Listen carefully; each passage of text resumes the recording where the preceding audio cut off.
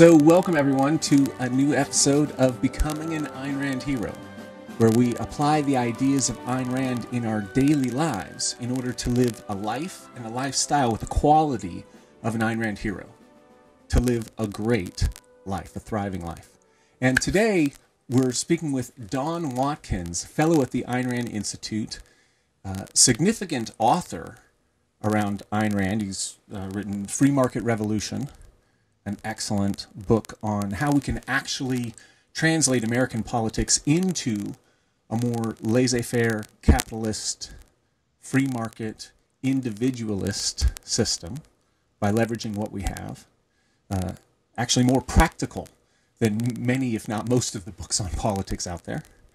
And then RooseveltCare, which is about the welfare state, the challenges that it presents, both for us and especially for our children. And with that, he has a podcast with a lot of episodes called The Debt Dialogues. Fantastic if you really want to know what it means to go into debt as a nation and for one another. And the latest book, Equal is Unfair, which really gets into the inequality debate, both in terms of the facts of it, but even more importantly, into the morality of the idea of inequality, perhaps even suggesting that it's unfair. And so it's a pleasure to have you on the show, Don. I've been an admirer of your work for quite some time. Yeah, thanks for having me on. Okay. Well, so part of this show, beyond the ideas, is to talk about how do you translate Ayn Rand's ideas into your life? How does living by her code of morality, by her focus on reason and the respect of individuals and individual rights, how does that actually impact your life? So how did you get involved with Ayn Rand? What was your encounter with Ayn Rand? How did that story go? Well, I mean, I was 15, but it actually starts earlier than that. I was always interested in philosophy insofar as I encountered it. I took martial arts as a kid, and to me, the most enjoyable part was always at the end when we would, hear these kind of like Zen sayings and things like that. And I thought, oh, that's really cool.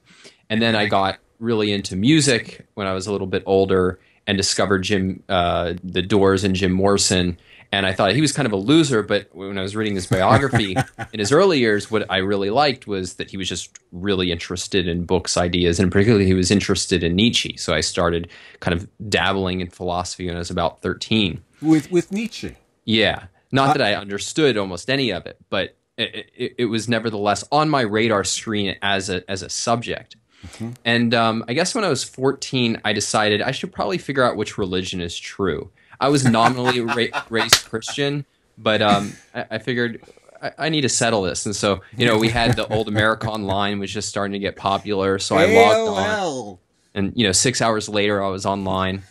And within half an hour, I decided, oh, clearly atheism is true. And I don't really know where this came from, but I immediately gravitated towards ideas that were associated with reason. So I was very big on the issue of atheism versus religion. But I was never interested in skepticism, this idea that we could know nothing. Rather, it was this idea that we can know, but we have to follow logic and reason. And I kind of moved away from interest in philosophy generally until, I guess, a little while later, I had this friend. We called him Sideshow Bob because he looked like the Simpsons character and probably had about equal levels of sanity. Feel the love. Feel the love. But he handed me this book. It was one of those books with a torn off cover, that said, if you got this with the cover torn off, it's stolen material. But it was a book by this guy, Robert Ringer, called $1 Million Habits. And I was like, I don't care about money. What are you giving this to me for? He goes, no, it's not about money. It's about how you live your life.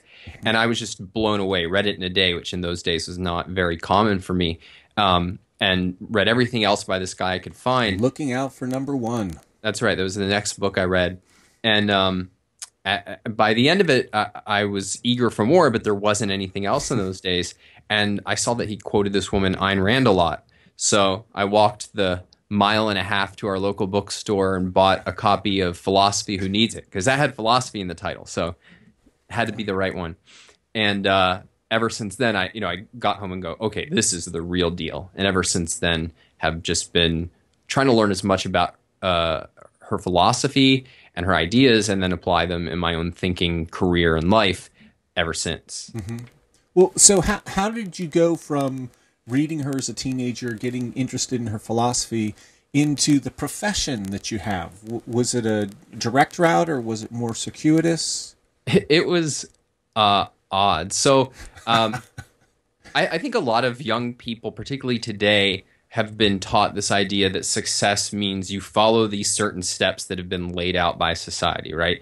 You get into a good college, and then you go work at an investment bank. And I love investment banks, but this whole idea that there's these steps that we're supposed to follow, that I just thought was ridiculous. And I think certainly my journey illustrates that it's not necessary. So I knew from a very young age I wanted to be a writer. I remember I was 6 years old and wrote a retrospective poem on my life called "When I Was 5," and my dad's like, "Oh, this is really good," and I was like, "All right, writing is something I'm good at." So I knew I wanted to be a writer, and then when I got interested in ideas, I was like, "All right, I mean, this is writing about ideas is where it's at." And went to school for a year. I was going to go into journalism because I didn't realize that basically the old model of become a journalist, move to the op-eds, like that was out the door. But after a year, I just realized I hated academia. So I left school. I went and just started working full-time for a technology company, not doing anything technology related, but first working in the warehouse and then writing business proposals for them. And then just went to like a night school and got a business degree. But during this whole time, I was writing on my own time. In fact, I was writing partly on company time about objectivism and about ideas. And so when this would have been 2006, I was actually out on a Caribbean cruise with my parents. They brought everybody out for their 25th anniversary, I guess. And these computers basically were slower than the dial-up days. So like, if you click on the wrong button and you have to go back, you just give up because it's going to take forever. But I got an email inviting me to come work at the Ayn Rand Institute. And 3 weeks later, I lived in Virginia, the suburbs of D.C. at that point. And 3 weeks later, I was driving across the country, moving out to California. And then, of course, a year later, they opened up an office right down the street from where I lived. So yeah, has to be. So did the Ayn Rand Institute come across you because of articles that you had written, or had you been participating with them? They knew me, I think, in part from what I was doing online on my own. And then I was also taking classes with our program called the Objectivist Academic Center, where people who are really interested in learning more about Ayn Rand's ideas and how to communicate them, it's taken various iterations. But, for several years, you basically get training by some of the best thinkers in objectivism. And so I was going through that at the time. And so I think that was probably the main way that they were familiar with me. Mm-hmm. Okay, yeah. But as a note to listeners, if you haven't checked it out, Ayn Rand Institute has an extraordinary, really just an extraordinary group of courses about various aspects of Ayn Rand's philosophy, but also thinking in general, the history of philosophy. Leonard Peikoff has done a lot of really great work. And if you haven't checked out that resource, there's just a ton of very high quality free courses available. So yeah, people don't realize, like when I was learning, there was, aside from Ayn Rand's books, there wasn't a lot of things that you could get your hands on. There wasn't much in the internet. This is the days before YouTube. This is the days, there was a scatter of things online. If you wanted to get some of these courses by Dr. Peikoff, you could, but you'd have to pay hundreds of dollars for the longer ones. So it was just such a challenge. Today, like you said, the Ayn Rand Institute webpage alone, we have most of those courses up for free. You can buy all the rest of them for really low cost. You could just spend an hour a day on YouTube for a year and not get close to everything that's on there. To say nothing of all the books that myself and others have put out. Mm-hmm. And there really has just never been easier to learn about. There have been a lot of books coming out. Again, in the late '90s, when I got involved, I got involved with Ayn Rand in the early '90s, and as the internet started growing, it was like, ooh, this is so much. There's so much good stuff. But now it's just ridiculous. It's so I struggle just to keep up with the volume of really high quality material that's being brought out on her work. It's a great time. Yeah, I mean, it used to be that, like, you know, every couple of years a new book would come out and you'd add it to your shelf, and you have your 2 shelves at most of everything on Ayn Rand. Today, I mean, I get most of the stuff for free, and I still can't keep up with it. Yeah. Okay. Which is great. Okay. Well, so as we get into your work, the ideas, the books you've written, the podcast, the debt dialogues, and those things. Before we get into that, how has what you've learned by engaging with Ayn Rand so thoroughly, how has that impacted the choices you've made in your life, the friendships you've built, your wife, you have 2 beautiful new baby children or young children? 3 in 1, yeah. 3 in 1. How do you understand Ayn Rand to have impacted that? Is it sort of peripheral or is it fundamental? I mean, it's really hard to even disentangle like what I've gotten from her from just my life, because A, I got into it so early, and B, it's just all encompassing, even more so than for most people, right? Because that's my whole career. You know, some people who are interested in her ideas kind of struggle with, well, how do I tell people? I don't want so and so to find out. Like, there's no hiding it for me, right? Like, it's just a given. Not that I ever would. So in that sense, it's hard to answer. But definitely, I would say one thing that it gave me was a basic kind of framework for what's important in life and for thinking about what's important. So people struggle with, you know, why am I in this career? Like, what am I trying to get from it? If they even ask that kind of question, they don't really have a good answer. It's just, well, that's what people do. But to see the role of career in life in giving you a purpose and making sure that it's something that's actually fulfilling, not getting bogged down in this idea that it's just there as a source of income, and then my actual joy comes from, you know, the weekends or something like that. Like that, having that framework that helps you create what Ayn Rand called a hierarchy of values, I think is one of the most important jobs of philosophy and one of the greatest benefits from her philosophy. Seeing the role of romantic love and realizing that just as in your career, you'd better not settle, recognizing that in your relationships, you'd better not settle. I think that is really, really important. I would say the other thing that it's given me, and this is not something that comes from philosophy directly, but because any philosophy or any set of ideas that's outside the mainstream tends to attract 2 kinds of people: those who are better than the mainstream and those who are worse than the mainstream. This is a point I think Leonard Peikoff makes, but definitely my colleague Onkar Ghate makes quite a bit. And I think it's very true in the objectivist world. You'll find some really bad people, but you'll find a lot of amazing people. And so when I came out to California, I hadn't really known but maybe 1 or 2 other objectivists before I started working at the Institute. And since then, just being able to be friends and in one case be mentored by people who are astonishingly brilliant, ambitious, and who you never have to, there's not a lot of drama because you can count on their moral character. And that is, it's hard for me to relate to a lot of the ongoing problems that people have with like friends and family because it's so foreign to my experience, because I live in this little bubble. That has its negatives too, because there are nice things about people who are just coming from a completely different slant in life. But the virtue of being able to rely on other people's virtues has been really enormously valuable. Yeah. Particularly because I didn't have that when I was younger. Like, I think a lot of young people, if you're intelligent and certainly if you're interested in ideas, you feel a little bit removed from your peers. And I definitely had that experience. And it was really hard to find people who I could get along with, let alone admire and form a really deep, lasting bond with, where you share fundamental values and there's a lot of mental stimulation. And now, thanks to the fact that, you know, a lot of these people share a common interest in Ayn Rand, that has been enormously valuable.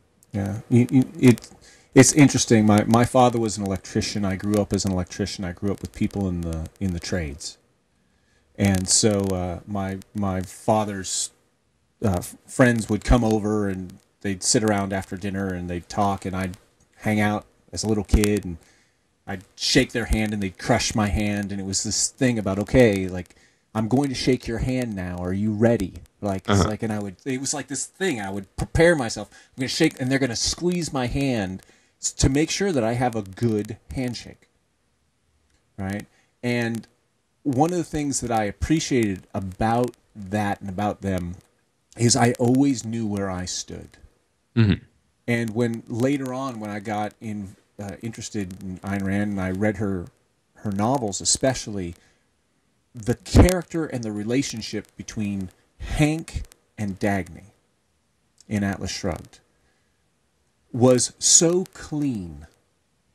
And that model of relationship is something that I've always admired and loved. And Ayn Rand really clarified that for me. That there's a way of being with people where you can be completely clean, respectful, but you don't have to bring in all of the drama. And when you were describing what you were saying, it made me think about how in my life I haven't known a lot of objectivists. Almost all the objectivists I know are ones that I converted, right? Mm-hmm. Right. I introduced them to the books. We've had conversations about it, but there are people who, when I meet them, I recognize that character. They're straightforward. They don't pull punches. They say what's going on. They take responsibility, and I sort for that in my life. Right? I'm looking for people who have that kind of character. I'm curious, through the positive aspect, if there's very high quality people that are attracted to objectivism and some low quality people. You hang out with a lot of high quality people. Do you notice that way of being, that character trait, even for non-objectivists out in the world when you're meeting them? You meet a lot of people as you're going around doing your interviews and doing your teaching. Do you recognize that there's sort of a proto-objectivist personality or way of approaching life, people who have a philosophy of taking responsibility that fits with you even if they're not objectivists? I don't know. First of all, I'm actually a pretty bad judge of character. Usually, if somebody's bad, I'm the last one to know it. And my wife, thankfully, is very, very good at quickly sizing people up. But I mean, the thing that I respond to in people is often more just there's a certain kind of mind, and not every objectivist, not even every good one, in the sense of morally good, has this kind of mind where it's just somebody who is looking at the world in a different way, and in a way that really kind of it gets my mental sparks flying, to use a bad analogy. And that kind of mind you can find anywhere. And there are, thankfully, I think there's a lot of people in the objectivist world who have this, but there's a lot of people just out there in the culture. In fact, like, one of the things I don't get at all is I think there's too many people, and not just in the objectivist world, any ideologically prone people often tend to only read thinkers with whom they agree. And the fact is that some of the most interesting thinkers are going to be people with whom you often disagree. And so for me, it's much more, I want to find that kind of mind, and you can find that definitely anywhere. And in fact, I think one of the real challenges is that is trying to appeal to those kinds of thinkers with a philosophy that A, they might have misconceptions about, B, they probably have misconceptions about philosophy in general, and yet that's really valuable. I mean, if you can get some people who are already brilliant thinkers on their own, if you can help them grasp, this set of ideas, which are kind of like the most high-powered intellectual technology that there is, I mean, that's just a coup if you can do it. Mm-hmm. Yeah, encountering people, I like to say that I'm much more interested in the questions that people ask than the answers that they provide. The question, what are they looking at? What level of the problem, what level of the situation are they looking at? Really smart people can have fantastic insights that challenge me. They have me ask questions that I hadn't asked before, or I hadn't asked from that angle. And then I get to engage with them. Mm-hmm. And that's incredibly valuable to me. Getting them to actually understand and engage with Ayn Rand, to address the questions that Ayn Rand asks, right? Because once you ask the question, is it right to use force against innocence in order to do something compassionate, right? You have compassion. Is it right to use force against other people to enact that compassion? One of the central questions of our political world. To get someone to actually ask that question, I find to be really difficult, because for them to ask that question means that they have to challenge so many of their presuppositions. I'm curious what it's like for you as you go out in the world and you encounter really smart people, to try to get them to engage with the questions that you're asking. What's your experience like with that? I mean, thoughtful people are usually willing to do it, but what thoughtful people also have really challenging answers to those questions. They don't sit there dumbfounded and then say, "Teach me everything you know, great leader." And indeed, particularly in the area of politics, I think Ayn Rand's approach is unique. Yet there are analogs to other thinkers, and so often their view is, "I've heard this before." And, so they'll get kind of a lot of libertarians will have a certain view like that, but there's not a lot of oomph behind it. And it's just kind of this principle that they think they can beat people over the head with, like, oh, using force, are you for that? And most people's view is, well, yeah, if it's justified, if it's something that we need in order to have a society or to have a just society, of course.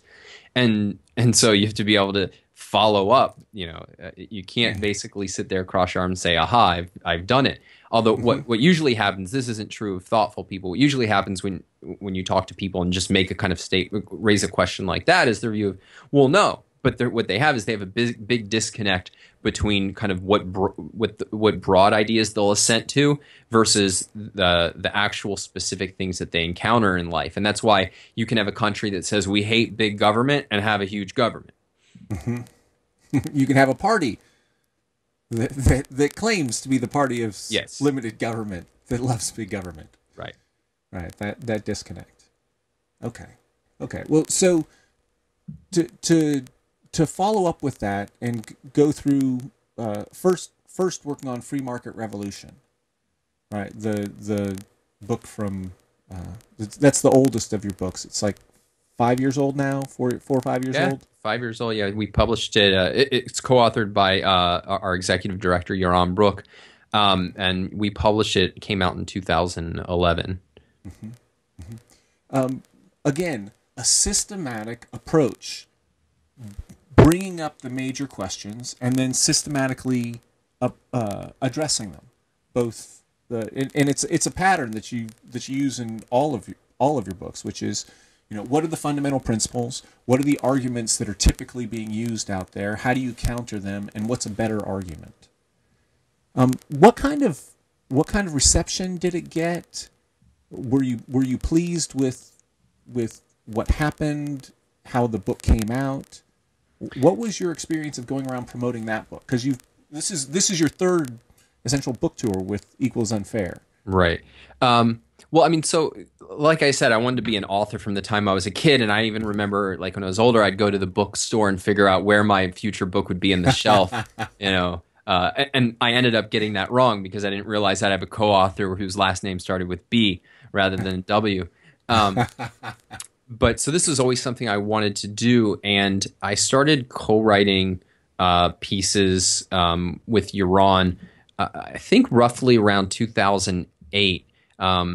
And he was giving this talk on the morality of capitalism and why capitalism needed a moral defense.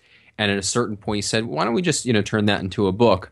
And we wanted to do a different kind of book from what traditionally you would find objectivist writing. It was not going to be a scholarly treatise. It was really aimed at reaching a popular audience. And when I think about what I do, I'm not a scholar in the sense of kind of here we're going to kind of delve into the most subtle details. Although I think I'm interested in that stuff. I view myself as taking the scholars who do that, who do the kind of deep, heavy duty, heavy lifting in the intellectual world, both inside and outside objectivism. So, free market economists as well, and a lot of other thinkers, and finding a way to boil it down and make it really clear, compelling, and interesting to the general population who's not going to, read an academic work on economics and who are far less interested in the history of how this particular idea and formulation fits into the history of ideas. It's like, let's get down to where's the meat on this. Yeah, and so the kind of assignment we gave ourselves was, what if Malcolm Gladwell was an objectivist? And now I make no pretensions to being as good a writer as Malcolm Gladwell is. Set aside the quality of his ideas, I think the ability to kind of take ideas and make them easy to read, fascinating to talk about. But that was kind of like a template for what I wanted to achieve.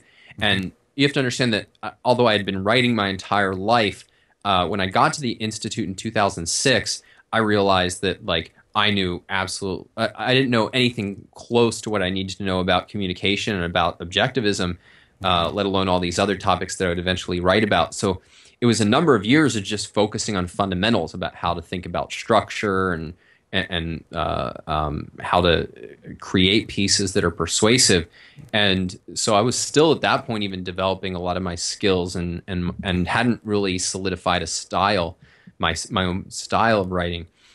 So that book took 3 years, and I would say the first year and a half was mostly just struggling intellectually with the issues that we were grappling with. Because the question we were trying to understand is, why is it that government grows? Why is it that we see this ongoing expansion of government, even when if you just look at it big picture, historically and around the world, the easiest correlation to get in politics is that freer societies prosper and that less free societies fail. And so answering that question just for myself, we had Ayn Rand's answer at the kind of high level of, well, it's the philosophy stupid, or the morality stupid more narrowly. But how does that actually work? How does that play out? That took a long time to understand. And then how to communicate that to people without going into all of these, details in philosophy. And then just if you read the book, it's filled with lots of anecdotes, lots of stories. And so it was just, a ton of research. Concretize it and make it a narrative, make it something that people can relate to rather than just abstract ideas. Yeah, and that's hard for any author to do, but we're trying to do it with ideas that are completely controversial and unfamiliar. And so it just has a lot of tricky problems to it. But by the end, we were really happy with the result. And I think it was definitely, it was reviewed a lot. It was quite well received and sold decently. This was not a world-changing epical book, except for me. But there's nothing like writing a book in order to reconfigure your mind and your understanding. Well, and that's why I always say it was only when I finished that book that I finally felt like mature as a thinker and a writer. I had actual control over over the way I was using my mind and communicating ideas, and that's continued to grow. But the difference between before and after free market revolution is just it is very hard to explain to people unless they knew me before. Although I'm sure I could dig up some of my old pieces of writing and people go, "Oh my goodness, that was awful." Yeah, so that was kind of that was a great experience overall. I don't recommend as a first book trying to cover all of politics, morality, history like that. That's probably not the route to go. But it ended up working out. To accomplish that kind of monumental task for the first time in 3 years is actually pretty impressive. I've written a few books myself, and the process is it's painstaking and getting all of your ideas and the rewriting and but in the process you become clear about how to think, how to communicate, and so that led to RooseveltCare. Yeah, well, this is often the story of my work. That was supposed to be like, hey, I'm just going to put together this little kind of brief mini book, on Social Security that was going to be kind of a Q&A, because and really it came out of this, which is I felt that I wasn't really able to. I was good. The most difficult issue for me to address was the welfare state, how to make a compelling case for it. And one reason why is that I didn't know the history of it, because nobody had really written the history of it. Like, there's the political steps, but nobody had really laid out, well, what was going on in America before the welfare state? Why did it arise? And then what were the results? It was all kind of scattered in a paragraph here, a sentence here. Often the only people who looked into the kinds of questions I was interested in were left-wing thinkers and Marxists and so on. And indeed, they often do the best histories. You just have to read them really critically, and with you have to have a solid iron stomach. But so I basically said, well, this is something that I need to write. And so this idea of kind of a short, almost Q&A book on Social Security developed into a relatively short but more ambitious project, where what the book does is it tells the story of America before and after the creation of the welfare state with the Social Security Act of 1935, and then has a more overtly philosophic analysis at in part two. And I mean, as a general rule, I'm happiest whenever I'm writing a book. And my last two books have taken a year, but like crazy years. And the only part of book writing I don't like is I don't like when you're dealing with edits from the publisher. Those are not painful. Joy. Yes, it's because it's painstaking. It's just, but they ask really hard. They ask really tough questions. Well, it's not that. With my books, it's they ask unclear questions, or they're raising points that come from a different context, not in the sense of, obviously I want to hear feedback from non-objectives about what they think, but in terms of not really getting what we're trying to do or where we're coming from. Got it. But in any case, so that came out, and one of my goals with it is, we have this problem that the country's headed towards, which is that we have made a lot of promises with Social Security and Medicare mainly, commitments that the government's going to pay that are going to be enormously costly and ultimately impossible to pay without changing those commitments. And the resulting impact on government spending is going to be enormous. I mean, it's already enormous, but it's going to get even worse, to the point that I think ultimately we will face some sort of sovereign debt crisis in the future. And that should be really scary, because as we saw just in 2008, whenever you get a crisis, you very often, almost always, get a radical, dramatic expansion of the powers of government. And so part of what I wanted to do was try to make that real to the young people who are going to face it. There's a lot of people out there talking about that problem, people on the left, the right, and everywhere in between, and everywhere outside of that. Everybody is there's a recognition that this is a real problem. And young people even know about it in some terms. Oh, yeah, so Social Security is going bankrupt or something like that. But they don't really care. And I had this idea that, well, maybe I can get them to care by talking about it from a moral perspective rather than as a financial perspective. But one of the things that I learned as I was going around doing that is, at the end of the day, there was an issue that was just wrapped up in whenever they heard about the welfare state, that you couldn't even get off the ground without addressing this issue, and that was the economic inequality issue. This issue has been around forever, but it was really during the 2000, since about 2008. It's grown in terms of how much people are talking about it, particularly on the left. And so it was something that I thought, well, all right, this needs to be addressed. And then Yaron and I were talking one day in, I guess, 2014, June 2014, I walked into his office and he just went on this rant about this book that had come out by Thomas Piketty called Capital in the 21st Century, which is like the biggest selling economics book of like the last decade or two. And it's all about how, we're headed towards a disastrous economic inequality. It's going to destroy the world. So basically we must redistribute. Yeah. And so he went on this rant and basically said that, like, if Americans accept this, that's the end of the American sense of life. Because once you start thinking about the world in terms of economic inequality and seeing inequality as a problem, then you're basically teaching yourself to resent success and to view success in other people as a threat and as immoral. And I said, well, somebody needs to write a book about that. And I kind of laughed to myself and what did I just say? A word that I couldn't say in a family-friendly podcast, and said, I guess it's us. And a year later, we had the book sent to a publisher.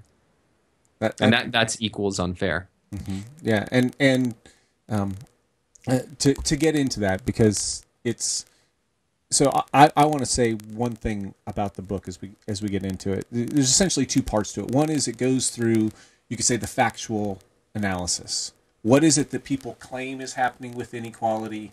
What are the challenges that they pose with it? And then what's the reality? How do we actually deal with the arguments on their own level, for their own sake?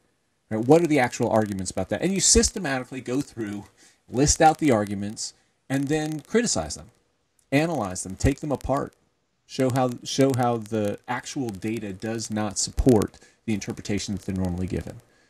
And then in the second part, which is, and that first part, I've seen a number of pieces that do that from different perspectives, different pieces. You brought it all together into one place, you added some, and you brought it into a coherent whole. And I think that that's valuable in and of itself. If someone really cares about this issue, and again, this gets back to thoughtful people, right? There are some people who, they want the partisan, someone said it, it was written in this book by Piketty, and therefore that's it. Right? They're not thoughtful people. They're not actually examining the issues. But for anyone who actually wants to examine the issues, understand what the arguments are and the challenges to the arguments, the first part of your book just goes through like gangbusters and systematically lays it out. Yeah, I mean, right. In general, the books I write are reflections of things that I want to understand that I don't understand. Because there, as you say, there are almost none of that stuff is original. It's out there, but it's often poorly explained. It's really technical. It's not very integrated. They assume that, you know all these kinds of terms and everything. And so, yeah, a lot of it was this challenge of like, all right, what would I have wanted when I set foot into this debate? And that's a lot of what's going on early in the book. Yeah. And then in the second part of the book, you look into, so what is the morality that drives this argument? And I have to say, the second part of the book is just devastating. You guys did such a great job at really laying out what are the moral premises on which the argument is based that most people don't think about. Right? The really clear thinkers actually go through and they say scary things, right? They say, here's the principle that we're talking about, and yes, this is what it means, right? It does mean that we need to bring down the people who are successful, right? Not so much to bring the people on the bottom up, but just to get rid of the gap, right? Right, and I really want to thank you for adding that perspective, that set of clear ideas, so well done to this conversation, because it's the part that no one talks about, and it's the part that really matters. One of the insights of Ayn Rand that's just so central, pivotal to my own thinking that I value so much is that if you want to deal with politics, you must deal with morality, because politics is really morality extended to groups.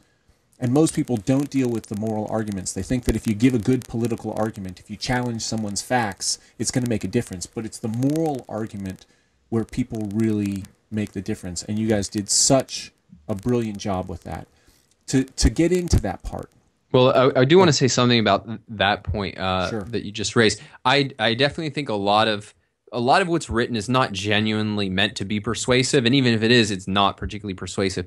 I think with most books, what you get on political issues today is you have people who hold views for moral, ideological reasons, and yet they don't view that as quote scientific. And so what they do is they say, here's a study that proves what I think, and here's another study that finds what I find, and here's an econometric model that says what I say. And the problem is these don't, and it's not that they analyze these, they just throw it out there like this scholar said X. And then the reader's just supposed to go, what's the reader supposed to do? Well, they are going to do one of two things. Either they like the conclusion you're arguing to, in which case they'll go, oh, great, it's based on science, even though it's not why they actually believe it. And it's not why the authors actually believe it. Or they're going to say, I disagree with this person. And guess what? I'm going to go read all the other scholars who say the opposite thing and whose models give them a different answer. And so, I mean, part of the thing that we do in the book is that we never just throw out a study says X. If you have to talk about these studies, and sometimes they're important, you have to be able to explain it. You have to be able to name what is good about it and what's bad about it. And then what its limitations are, and so yeah, I think that. But the main point that I was making is that yes, I think it's our fundamental ideas, and particularly our moral ideas about what's right, what is a just society, that then lead people to search for economic and political and other sorts of what are really rationalizations for what they believe, rather than a reflection of the actual reasons that they believe it. And what you should always be doing, one of the things you should be asking yourself whenever you're arguing for something, or even if you're just sharing an article on Facebook or whatever, is this just saying something that I agree with, or is it actually giving the reasons that are the reason I agree with this viewpoint? And you should always be aware of latching onto things that aren't really the justifications. They're not the tie to reality that led you to your view. Just throwing them out there because they seem to support your view. And indeed, what you'll often find when you ask this is, I'm not really sure why I believe this. And then that's when you just need to think about it more. Right. And that's exactly what, it's the question that matters. The answer is a function of the question that you're asking. Knowledge is contextual. For example, the basic idea of inequality. Right? On first glance, we look at the idea of equality and we think, well, inequality is unfair, right? That it's not fair for people to be treated unequally. But the question that's not being asked is, there a difference between political equality, equality before the law, versus equality of outcome, which is the equality of what you end up with after you've gone through a process.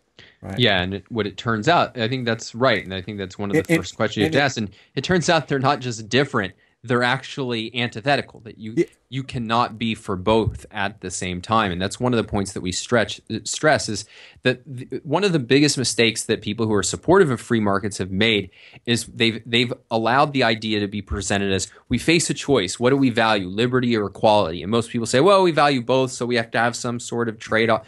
And I think that this is wrong, and because it properly understood, political equality is freedom. It's freedom viewed from how the government treats individuals relative to each other.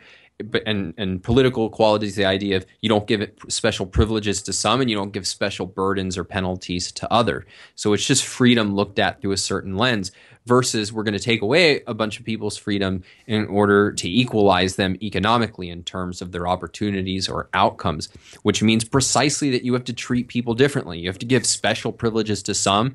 Here, you have a handout because you haven't been successful, and then special penalties to others, which is, hey, we're going to regulate you and tax you so that you're not so successful, and so that there's less equality. And I think, but yes, asking that question of what do we mean by inequality? Yeah, it's shocking how often that's not asked. Yes, and this is again, when you're saying that if you were to post an article, let's say, oh, here's an article that supports my position, right? The question is why. What is the question that the article addresses? What is the variable that the experiment studies that it clarifies. Because if you put your attention on the question, okay, what kind of equality are we talking about? Are we talking about equality before the law, or are we talking about equality of outcome? Right? As soon as you make that distinction, then there's a whole set of issues that come into consciousness that weren't there before. And the equality is unfair digs into that. It just, from my perspective, it keeps asking questions that most people don't ask. And that in not asking the question, they accept answers that are nonsensical once you ask the question. And you jump into that and you clarify that. And when you talk about equality of outcome, right, to shift from the equality before the law, which is, actually, I'll let you say more about that. I'll feed you something to expand on what you just said. In order for people to be equal before the law, that means that we can't grant special privileges. Right? That's what it means to be equal before the law. What are the kinds of privileges that you recognize that people are getting granted in the name of equality, which are specifically violating equality? What are some of your favorites, or the most ironic? The list is really endless, right? I mean, it's everything. It's anything from the welfare state. The welfare state is basically, says that if you get your pressure group to explain to society how needy it is, then we're going to give you some sort of handout. All of that is a special privilege, and that includes for the middle class, right? So it's, hey, I'm elderly, I need a handout. I'm poor, I need a handout. I'm sick, I need a handout. Hey, I have a house that has debt on it, I need a handout, and you can give me my mortgage interest deduction. Yeah, I have student loans that, and I need a handout. It's in one way or another. It's that you get the privilege of having other people work without pay so that you can get paid without working. And I think that's certainly a pervasive one. Things like the minimum wage, that's an interesting one in that it's in certain ways a special privilege, is that the government's saying you get an above market wage. But in another way, it's actually, I think, properly understood as a special burden. What it says is that if nobody's willing to pay you, say, $15 an hour, it's illegal for you to work. So I can work as somebody who is skilled, but if I'm young, don't have that many skills, maybe don't have a great resume, and nobody's willing to pay me, I have the special burden of it's illegal for me to get a job. So and that particular law of the minimum wage hurts the people who have the least skill, the people who are in the worst situation in terms of being able to survive in our economy. Those are the people who it hurts the most, who it penalizes the most. Yeah, and I think an important issue to mention here just is that I think that something that is very bad in the minimum wage debate is economists make, and it's proper point, that it creates unemployment by pricing certain people out of the labor market, by making capital more attractive than labor in many cases, by slowing the expansion of business and sometimes contracting businesses that have high labor costs. But the debate usually focuses on how big is the unemployment effect of the minimum wage. And the left says, well, it's not really big, so we're actually doing more good than bad. And then the right says, no, it's actually quite big, so we're doing more bad than good. But this is not an issue of magnitude, it's an issue of justice. So I don't care if the minimum wage magically did lift everybody up to $15 an hour, except for one person who had his whole future obliterated because it's illegal for him to work. No, you can't do that. That is not. That is unjust. Right. That is treating some members of society not as individuals who have a right to pursue their own happiness, but as basically sacrificial lambs to the so-called, common good. Never mind that nobody ever talks about or considers whether it's just to the employers who are being forced to pay more for labor than they could get on a free voluntary market. And it's interesting because justice in the way that you're using it, or is in the title of the book that's on your shirt, right? Equal is unfair. It could equally have been said equality or equal is unjust. Because if justice is treating people according to the same rules, And when you change the rules for certain groups of people, you are creating injustice in the process. The thing I like to think that the equality debate, the idea of income equality, hinges on the idea of political equality. People know that political equality is a good thing. Justice before the law is a good thing. And so the word equal means justice. Right? Well, and so then they take equal and apply it to incomes, or they apply it to results, and they say, okay, now we've got social justice, or we've got economic justice, and it's a stolen concept. They're stealing the goodness of the idea of equality from the realm of politics, where it is completely appropriate. It's about justice, and then they take that same word and they apply it in another context with a completely different meaning. yeah, I think that's true, and it's an important point. And I mean, if you think, why do we associate good things with equality? I mean, you can think about the civil rights movement. Here is a movement saying, you know, I am a human being, and you are not treating me like a human being. You are not protecting my rights, and indeed, you're violating my rights in special ways, and that needs to end. And thankfully, the civil rights movement was largely successful, and you know, we do live in a society that is, in that respect, treats people more justly than it once did. And I think what you get is that the people who want to equalize economically cash in on that and purposely, deliberately blur the distinction between these two issues. Now, I think one mistake that I've seen in you will get people in the free market side who will make this distinction between political equality and economic equality, but then they drop the distinction, right? It's, okay, well, let's set that aside. We're only talking about economic equality. But part of what we try to do in the book is emphasize political equality, using that as a lens through which to think about what's going on in the economy. Because one of the things that makes the economic inequality critics persuasive is the fact that we do have real problems, and they call them economic inequality problems. And part of what we argue in the book is that, well, there are real problems, but they're not problems about there's a gap between what one person makes and another. They're problems precisely that we're not treating people equal in their rights. And I think that's a really important. I think it's a really valuable way to see things, and that, more than anything, I think has resonated with people from the book, is getting them to see the way in which political equality is a tremendous value, and how it's threatened above all by the so-called champions of equality. Mm-hmm. Yeah, to piggyback on that, political equality, equality before the law, is the foundation. Right. Then we build on that in terms of the lives that we build within that legal framework of equality. Political equality is the basis, and then we act from it. For example, to use an example of what you were just talking about, education. The education that our children get is abysmal. It's very, very bad. And that is a problem.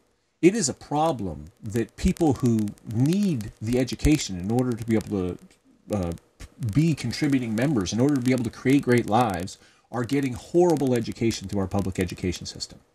And that is an absolute problem. But it's not a problem of inequality, right?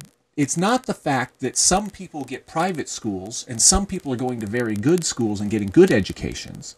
That's not the problem. The problem is that people are not getting good educations. That the bulk of people aren't. And you point out as an example, but you'll point it out again and again, that this is not a problem of inequality. It's just a problem to solve. And when we focus on the inequality, we actually distract ourselves from actually working on the real problem. Yeah, one thing I was going to say, though, so I think there's another reason why we have this positive idea associated with income equality. Mm-hmm.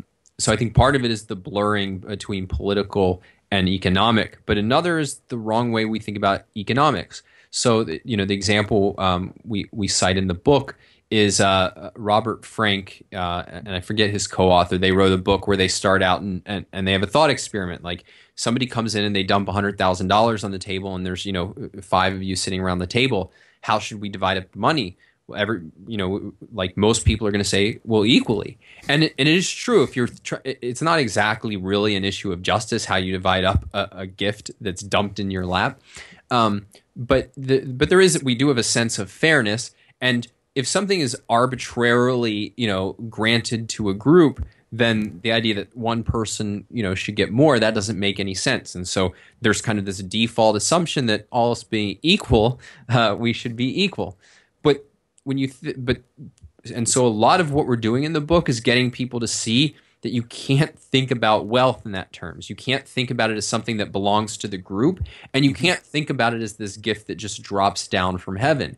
That wealth is something that individuals produce.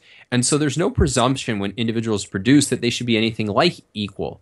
I mean, you can think about, you know, kids come into class, or, you know, a group of us go out to a movie theater, right? Is it unjust that some people have more money in their wallets than I do, and should we divide it up equally? No, because we recognize that they brought it in. So if somebody's going to talk about, you know, this unjust distribution of the theater's wealth, say, no, it was never distributed. It's not the theater's wealth. Right, exactly. It's the wealth of each of the individuals who are in the theater. It's not society's wealth. Yeah, and so that, if you can maintain that perspective, then you realize there's no presumption that we should be equal, and also that there's nothing, there would be nothing good about a society that was equal. Now, if magically, this is impossible, but if you just say, if through voluntary transactions it turned out that we all made roughly the same amount of money, there's nothing inherently wrong about that, but there's nothing good in it either. There's no virtue. We haven't achieved something good. So it's wrong even to think about,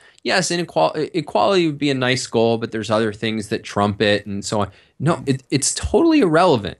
That is, there's no rational reason to care about the so-called distribution of wealth. The only thing you should be concerned with as an individual is your freedom to pursue what you want from life, which, you know, and all else being equal, you want, you know, as much money as you can get doing something you love. But the whole concern with how big your neighbor's house is, that's something that we try to teach kids not to be concerned with. Don't be driven by envy and jealousy. You know, as Charlie Munger, Warren Buffett's investing partner, once pointed out, he says, you know, envy is the worst character trait to develop. It's the only one of the 7 deadly sins that isn't fun even for a little while. And yet, what I think the inequality critics are doing is trying to make a non-envious culture envious. Yes, if we were dealing with children, we would say that's immature. That focusing on envy is immaturity, and that part of maturity is leaving envy behind.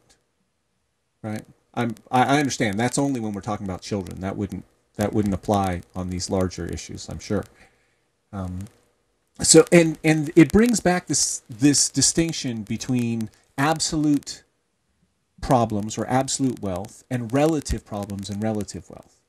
Right? Again, the problem with some people getting poor educations is not that some people get good educations. Right? It's not the relative gap between, okay, I'm earning this and someone else is earning this. That gap is, I mean, it's an interesting statistic. Why? Well, okay, so from my perspective, it's because it shows you what's possible. It shows you what's possible, and therefore it gives hope to everyone that they can do better.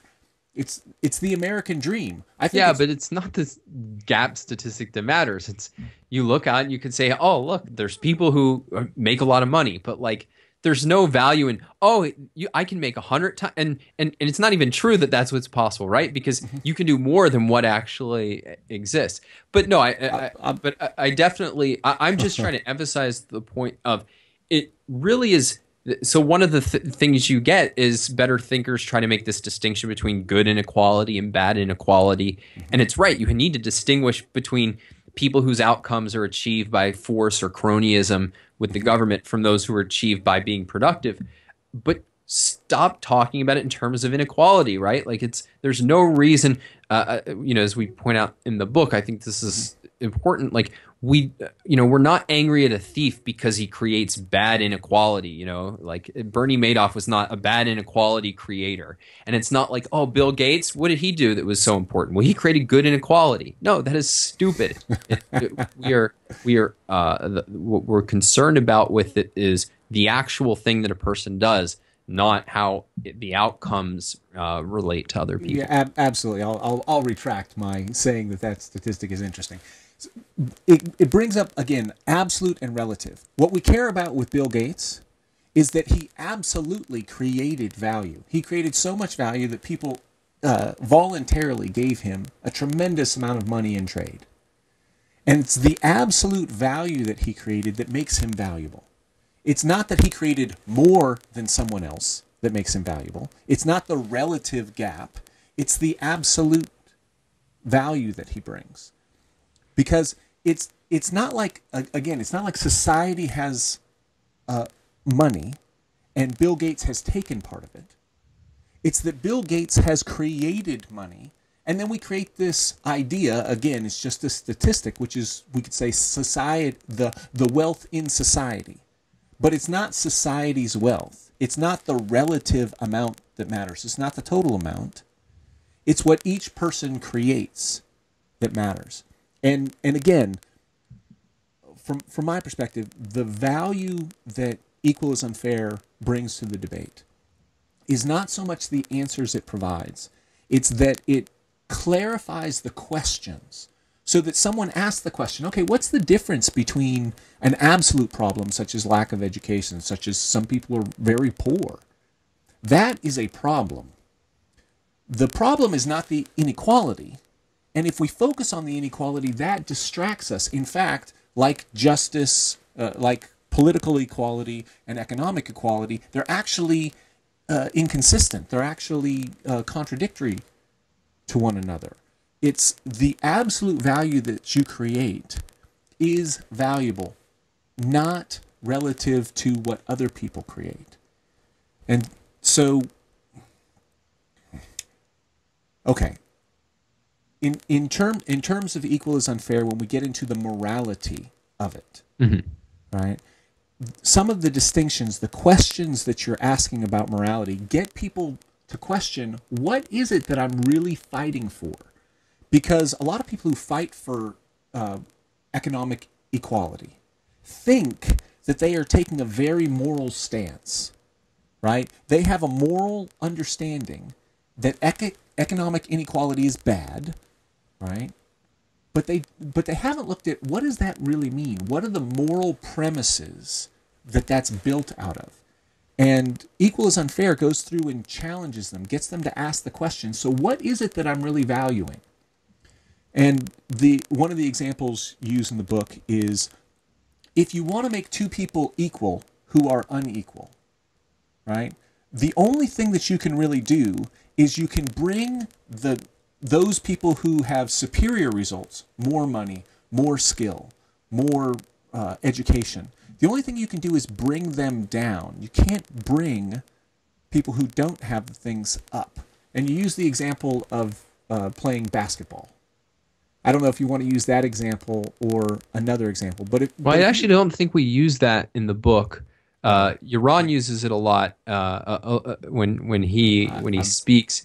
But I mean, the basic analogy is this, right? It's that if you wanted to make Yaron equal to LeBron James, I won't use myself because I could hold my own. That's actually not true. Nice. I don't think I've ever made a basket, but the basic thing, it doesn't, like, you'd have to, as Yaron says, not just tie his arms and legs together. You have to, break them, given how poorly Yaron plays basketball. And the wider point is true that the only way to equalize is to use force to bring the successful down. And part of that you can use to prop up other people, although part of what we argue in the book is that you're not actually benefiting them. That when you give people handouts and when you use regulation to give them special favors, it actually harms them. It harms them if your goal is opportunity. And so our basic moral argument is that we face a choice between maximizing opportunity or minimizing economic inequality. And that the more that you try to minimize economic inequality, the worse you do with opportunity. You take away people's ability to rise by means of their own effort and ability. And I think that is the real moral issue here, is it fair to stop people from making the most of their lives in order to reward people for the virtue of not making anything of their lives? Mm-hmm. And that moral choice, that people who champion economic equality, who champion redistribution of wealth, right? Their focus, from what I can tell in talking to them, their focus is on making the people who are not doing well better off relative to the people who are doing well, and their focus is on the compassion of that. But underneath that, there's a moral sense that it is wrong that some people have more than others, that some people are successful, that some people have a lot, that in itself is morally objectionable to them, but that they haven't really thought that through. It's part of the moral thinking that they're engaged in, but they haven't examined it. Well, I don't think they're doing moral thinking in most cases. So even take, yes, the bringing people down we can talk about, but even take the first part, this idea of, well, they want to lift people up out of compassion. I regard that as monstrous. Notice, and this is the issue, there's no thinking. Notice that they're putting everybody in this category. There's poor people who we're going to lift up, and that's supposedly compassionate. Well, some of those people are good people who, through no fault of their own, are poor. But there's a lot of really evil people in there. There's murderers, there's rapists. You could tell them there's Republicans in there. There's people who don't want to work. There's people who torture the people around them just psychologically. There's a lot of really awful people. And this whole idea that there's something noble about, I want to help them precisely because they're poor, regardless of any other fact about them. There's no moral thinking there. And indeed, the way that we're taught to, quote, think about morality encourages this. The traditional way we're taught to think about morality is from the perspective of what Ayn Rand called altruism. It's this idea of that you are your brother's keeper, and what is moral is to serve the needs of others. But it's the needs of others, regardless of why they have those needs, regardless of whether you think that they're legitimate needs. So if somebody says, they need something that you actually think is bad for them, it's selfish of you to insist on your judgment. So that's why there's this whole debate about, oh, people are using their food stamps to buy unhealthy food. Should society do something about it? There's many things wrong with that whole debate. But part of what altruism says is, who are you to judge the choices of the people who your duty is to serve them blindly and without asking questions. And so I think we've never been taught to think about morality properly. And you see that definitely at the bottom in terms of putting everybody into the same group that we all just assume that we have to sacrifice for. But then definitely in this idea of that there's something good, even if people won't consistently endorse it, but that there is something good about bringing people down who are very successful. That is, as we point out in the book, there are people who have taken that idea seriously and tried to apply it without compromise. And the most notable example is the Khmer Rouge in Cambodia, where they literally studied egalitarian philosophers and said, all right, we want to put this into practice. And they did, and it was per capita the most murderous regime, at least in modern history, possibly in human history. Now, we've gotten some flack from that by people who say, oh, you're just trying to smear all the people we're not talking about making Cambodia. We're explicit. Our point is not that everybody who endorses, who thinks economic inequality is a problem, is trying to create Cambodia. But it's that they're adopting a certain moral principle. They're saying that there's something good and noble about taking people down a peg. And it's to their credit that they don't actually take that too seriously and consistently. But the point is, why would you want any part of a monstrous idea? I mean, it's like saying, well, Stalin went a little bit too far, but how can we have a strong man who's going to dictate how we live? Although, yeah, no comment on our that's a current bit presidential too timely. election. Yeah, yeah, that's a bit too timely. Yeah, and again, the thing that I appreciate about Equals and Fair, especially in the second part when you're dealing with the morality, again, I think when you say people are not thinking morally, meaning that they're not actually thinking through the moral premises that they're judging based on, and they're not considering the consequences of those premises. What happens if you were to really take those premises seriously? Where does that lead? Right? And the example of Pol Pot, Khmer Rouge, is an example of where it leads if you were to take it seriously. But that's right. Unfortunately, in the 20th century, we have many examples of people who have tried to take that philosophy seriously and have led to the deaths of more than 100 million civilians in the process.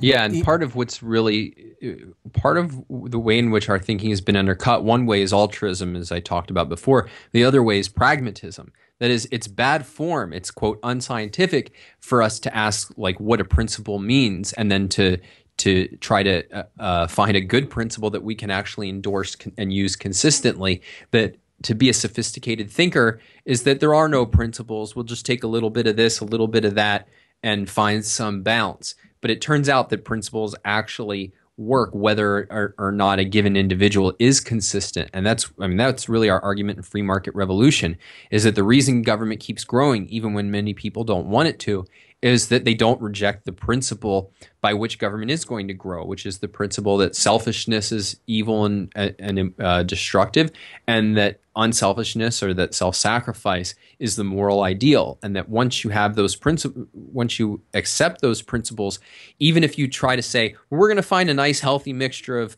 the selfishness required to have a market economy that's prosperous and the unselfishness to rein it in.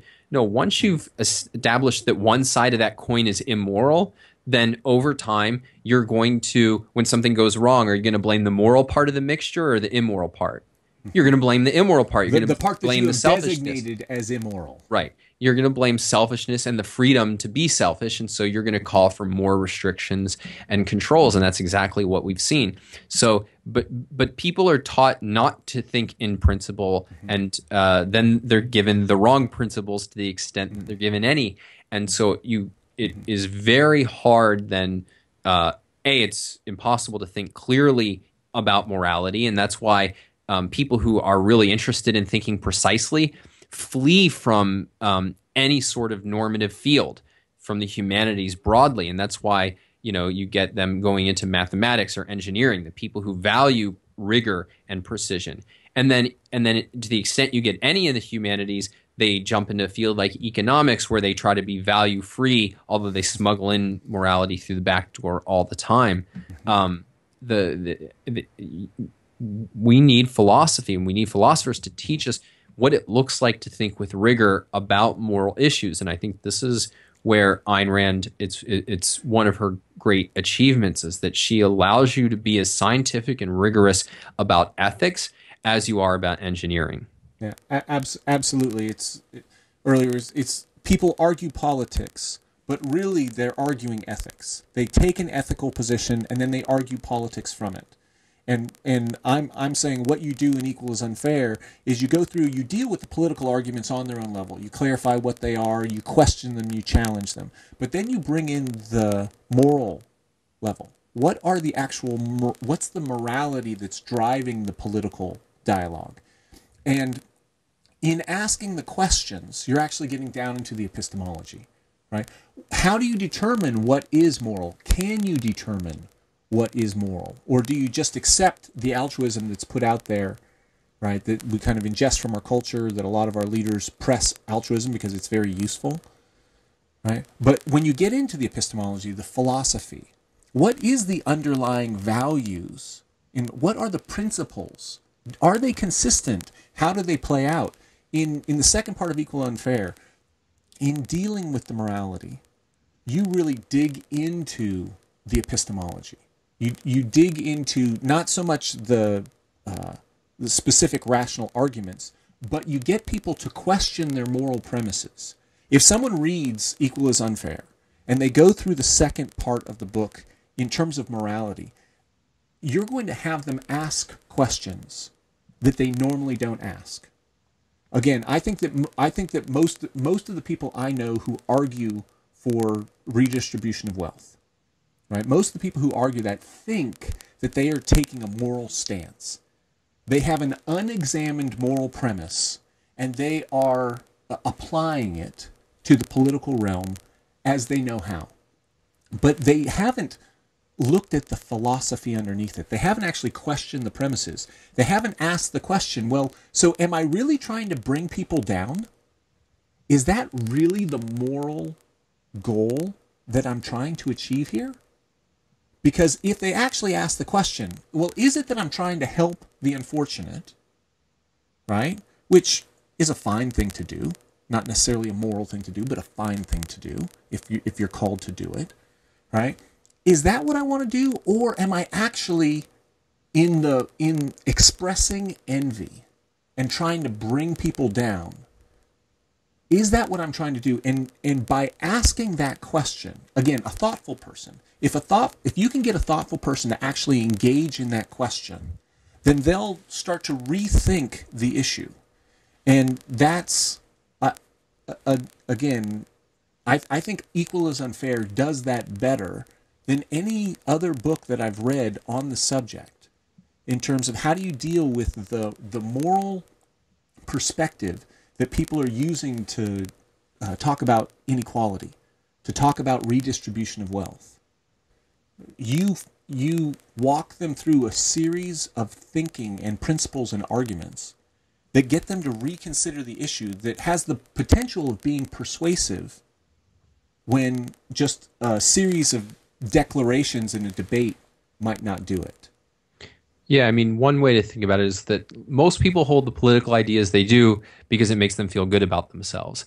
And so what we want to do is make it so that if you hold any element of this set of ideas, you're going to feel really bad about yourself, and rightfully and deservedly so.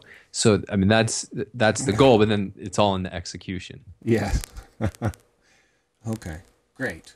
So, is there anything else that you'd like to add about your work, about Ayn Rand and her place in living a good life, about your books? Is there anything else you'd like to add? I mean, I would say this, that I think she's very underappreciated by the people who appreciate her. And what I mean is this, is that I think it's very easy to kind of, step a toe into the water, read the novels, read, some of her essays once.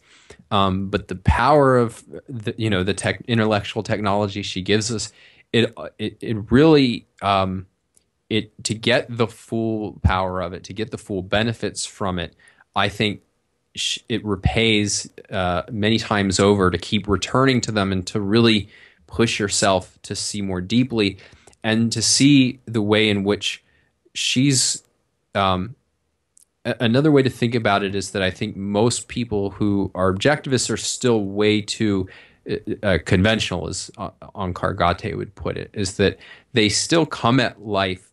They're in effect, objectivism stands as the conclusions they agree with. They feel less guilty. They're going to be more thoughtful about things. They're going to be more honest and abide by the Trader principle.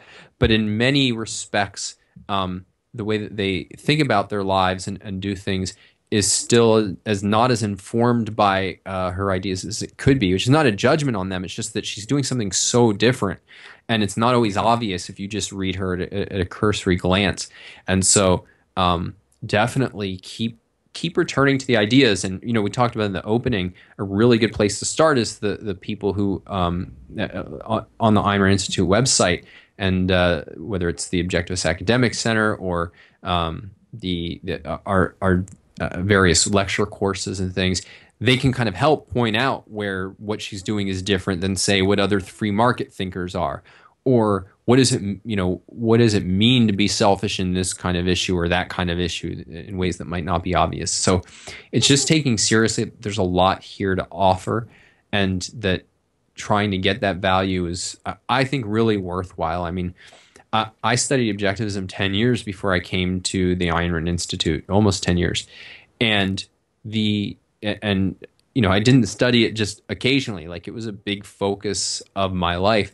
And yet, when I got here, one of the amazing things was to realize that I had barely scratched the surface. And so I think that should be something really exciting. It's not, I hope they don't hear me haranguing them like, oh, now he saddled me with a whole bunch of homework. No, it's just here, you always want to be on the lookout for resources in life. And I think the two best resources, I think, are mentors and models. And models are just mentors who don't know you. Or at least who don't hang out with you and tell you specifically what you're doing, but people you can look to and learn from. And I think the ultimate model in terms of clear thinking and moral thinking is Ayn Rand. So that would be the thing that I would stress above all. Excellent. I'll echo that in my own language, which is that if Ayn Rand is a series of, you call them resources, right? That she represents a set of resources, a set of tools that the more you use them, the more powerful you become at creating a great life, right? Period. And there are levels upon levels of tools, and the more you learn them, the more powerful you become. And if you have the choice between learning something that's truly powerful, that's pivotal, and will give you the capacity to see clearly what you want to do in life, how to live, how to actually live a life that you can't wait to wake up to. If that matters to you, you want to get the good stuff. There's a lot of places you can invest your time and attention to learn to have a better life. But what Dawn's saying, what I'm saying, is that Ayn Rand provides a powerful set, something that is orders of magnitude more valuable than you can get other places. And the deeper you get into it, the more you get from it. And so if it's something that has been attractive to you, dive in, take it seriously, and see what's there for you. I'll promise you, I'm sure Don will promise you, it's worth it. It's worth it. Okay. So, in Atlas Shrugged, they say, in the name of the best within you, in the name of the best within us. Right? So, Don, thank you for the conversation. It's been a pleasure. And I look forward to the future of what you create and how we might play together in creating a life and a lifestyle of an Ayn Rand hero in the name of the best within us. Thanks a lot.